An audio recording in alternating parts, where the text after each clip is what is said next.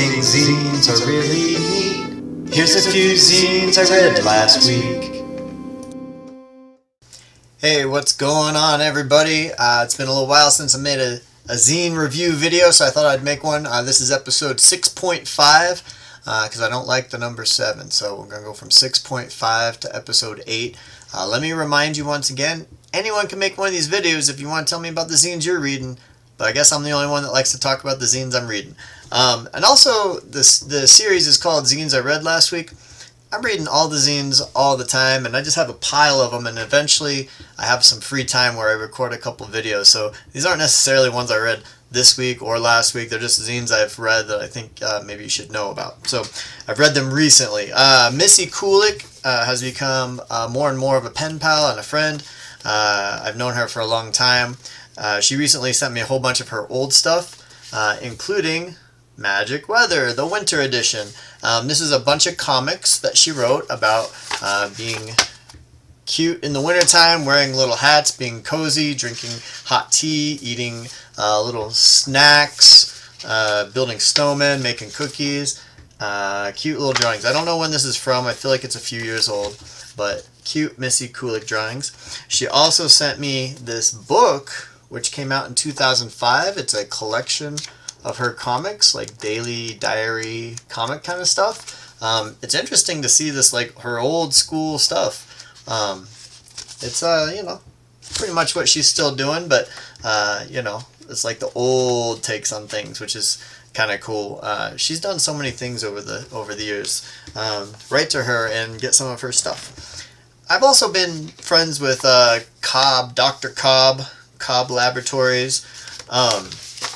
He does a zine called Hypno Video. He lives down in Florida, and Hypno Video is just each issue has a theme, but they're all movie reviews. So here's some Mondo videos. Here's some Space Babes kind of movies. Here's some family movies about kind of some weird messed up. Oh, the Twisted Kidders. This issue was great. All kinds of weird kid movies, like movies where the kids are kind of creepy. He's been doing this forever. These are issues 20, 26, 28. We've always, I think, kind of known, he and I have known about each other, and we've always seen each other's stuff, and I've read Hypno Video just kind of like off and on over the years. But now we're like direct pen pals, and he just like sent me like a pack of zines. If you like weird movies and like reading about weird movies and need some recommendations of some weird movies, get in touch with Dr. Cobb down in Florida. Shards of Glass in Your Eye, Kari Tervo in California. This zine is always a fun read, a light read. Sometimes I read some very serious zines that are, about political stuff or whatever. Shards of Glass is not serious. It's fun, it's silly, making jokes about celebrities, making bad puns. What all was in this particular issue? I always enjoy reading her new issues. Some funny haikus, some jokes. What are the chances? Some stories about lottery tickets. If you need a light, chill out, have fun, silly zine, this is good for it. Shards of Glass in Your Eye, number 24. And then finally, I got 2 zines from M.E. Gamlin. He's a friend of mine, lives here in Albuquerque, recently started selling stuff with me on ilovezines.com. This is the one that I really, really loved. Got the foil. I taught them how to foil. I learned from Bridget of Commonplace how to do foiling, and I did Behind the Zines 21. I foiled the covers, and Emmy was like, hey, like, how do you do that foiling? And so I taught them how to do it. So it got the shiny. The Suicide Museum is a fictional story. Takes place in New Mexico. A lot of text. All story. These people work in a suicide museum. What is a suicide museum? I don't know.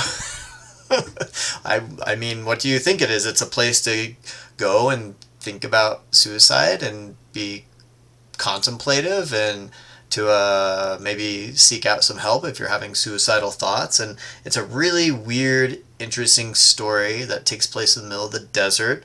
of these people that work in a museum that doesn't make any money. It's just a place that you can go and think. I really loved this one a lot. Available on I Love Zines. And finally, also by Emmy Gamlin, this Die in Love, or Dine in Love.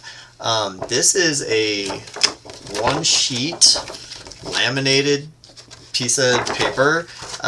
It's made intentionally to look like a dinner menu, because you can die in love or you can dine in love. These are all haikus that are mostly about death and gothy kind of creepy, cool, you know, like I don't know how else to say it, goth stuff, goth haikus about dying. But it's funny because it looks like a menu and it's laminated. And how do I store this on my shelf? I'm probably going to staple it to my wall because to me it's a little piece of artwork.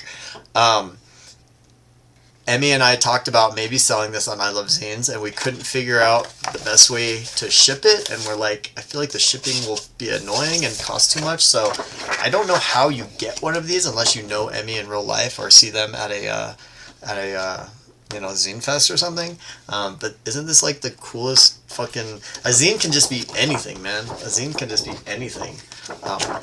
Listen to that laminated sound. Alright, that's it. Hope everyone's doing good out there. And yeah, I'll talk to you later. Bye.